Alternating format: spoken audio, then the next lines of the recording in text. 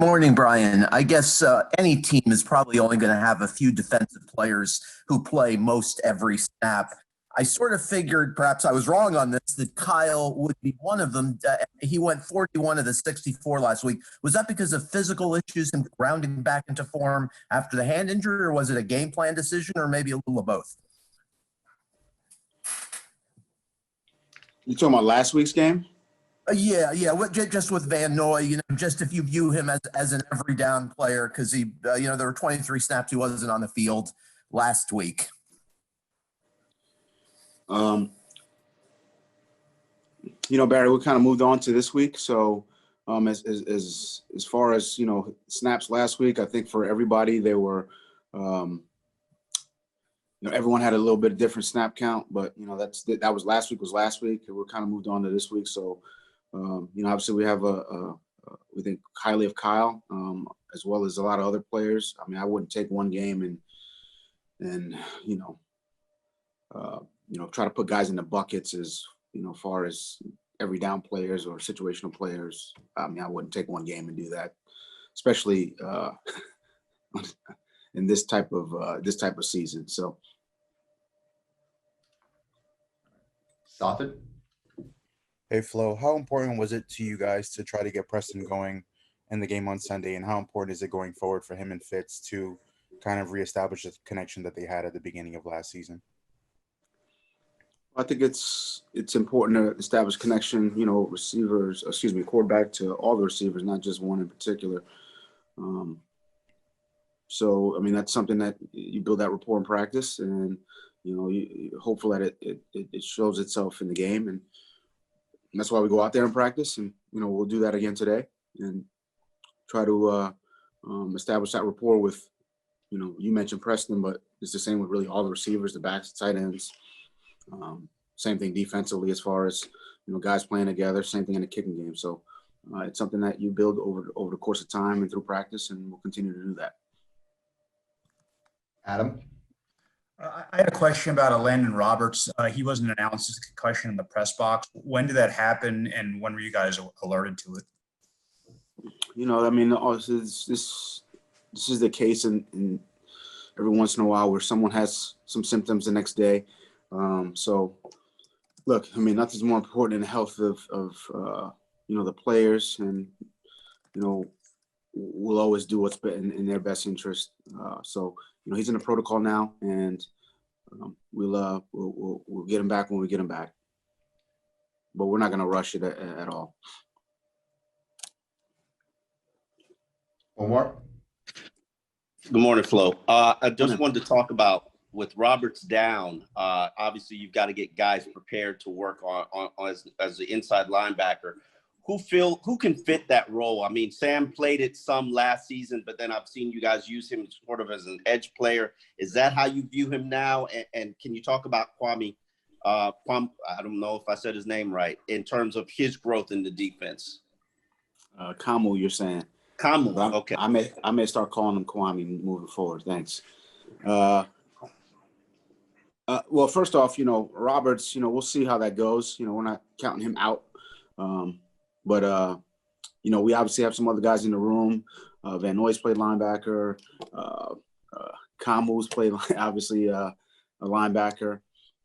Baker, Sam Megavon Munson. I mean, we've got some other guys in the room. So, if that's the case, if somebody's down, other guys will step in.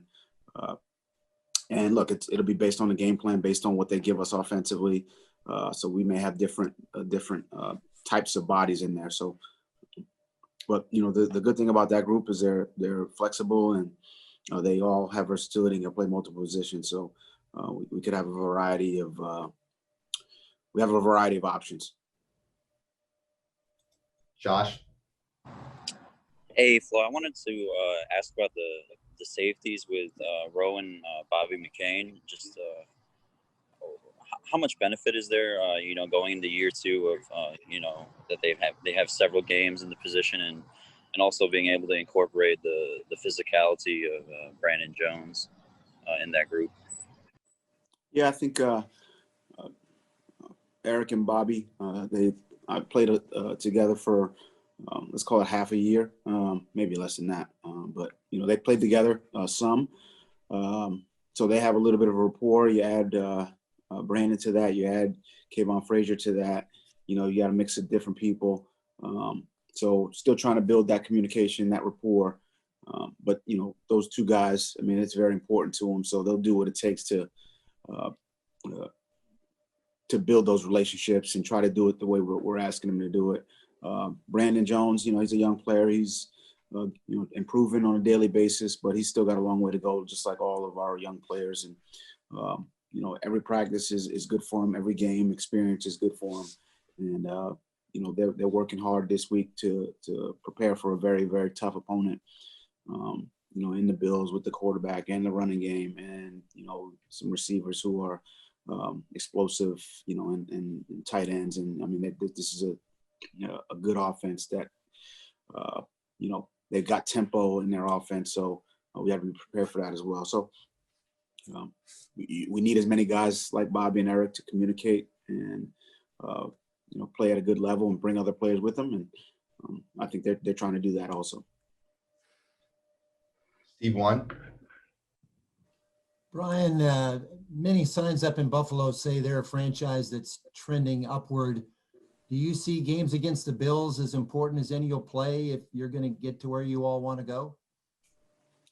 I would agree that they're trending upward. This is a good football team, offensively, defensively, in the kicking game. They're well coached. They're tough. They're physical. Every game's important. Steve. It doesn't matter who you're playing in this league. They're all tough. They're all important. So, obviously division games are very important. So, but look, we take these one game at a time.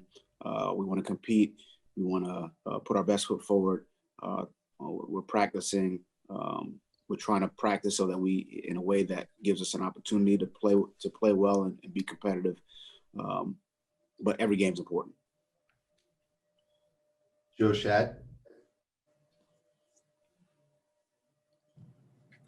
Sorry, Coach. I'm here in my car. Hopefully you can hear me. I got you. I'm not moving. I promise you. Yeah, good. I'm worried about your safety, Joe. All right. Well, I appreciate that. I noticed that Tua Tagovailoa is no longer on the injury report. We haven't had a chance to talk to him in a minute, so I wanted to ask you how he's feeling and what's changed. He's doing well. He's really going into the from a rehab standpoint or just a strength training standpoint. He's doing what everyone else is doing, so we felt like we could take him off, and he's doing well physically and mentally, and getting practice reps and trying to improve, from a football standpoint, from a learning and being a professional standpoint, like all rookies. He's doing well, and he's learning. So health-wise, though, from a health standpoint, he's obviously it was a serious injury, and he's done a great job as far as getting himself back healthy and getting himself to a point where he can practice and and take a lot of reps. So he's trending in the right direction from a health standpoint. Campbell. Good morning, Flo. Want to ask, I guess, a little two-parter on Devante Parker, if I could. How did he come out of practice with that hammy yesterday, and does his past history with soft tissue injuries have any impact on how far you push him as far as playing Sunday? Well, as far as the history, I don't really kind of look into that, too much. How are we right now? Where are we right now? That's kind of where, how my conversations with Devante are and our training staff. I thought he was, he was out of practice yesterday. We'll see. We're taking this thing one day at a time. We'll see where we're at, for the game. And, that's really all I have for you right now. It's still early. We still got a couple days before we got to get there. He's doing everything he can to get out there. And, but no, we don't take, previous hamstring injuries. We're really just focused on this particular one, which, has limited him some, but he's doing everything he can to get back out there. Soffit? Hey, Flo, I'm certainly not one to be mask police, but I wanted to ask you what were your thoughts of the memo that came out about coaches and personnel on the sideline wanting to wear more masks and how you guys can be better in that area? Oh, we just got to wear them, and there is some difficulty trying to communicate, with the guys up in the booth, but at the end of the day, there's nothing more important than the health and safety of our team, the people around the league. So, we'll do a better job from that standpoint. We ask our players to be diligent in the building, and it's important. So, it's you can be mask police. I got no problem with that. I'll wear it, and I'll try to do a better job. But if a guy can't hear me, then then I got to find a new mask, and that's some of the things that we've just got to work through. And it's not just me; there's coaches around the league. I mean, it's new and it's different for everyone, but we all have to adjust. That's the game. That's the league. That's what we ask the players to do, so we have to adjust also. All right, we have time for one more. We'll go to Omar. Victory's mine. I want to ask you about young players. When you play young players as early as you do, I know you give them small roles at first. When do you come to the point where you realize, hey, this isn't too big enough for them? Is it film study? Is it when you're meeting in meeting rooms in preparation for the game? When do you realize, hey, what I'm giving them isn't too big enough for them? I think it's case by case, Omar, and I think it's a small role, and then that role turns into a little bit more and a little bit more and a little bit more. I think you guys would see that over the course of 5 or 6 games. When do you realize it's not too big for them? That takes a little bit more time.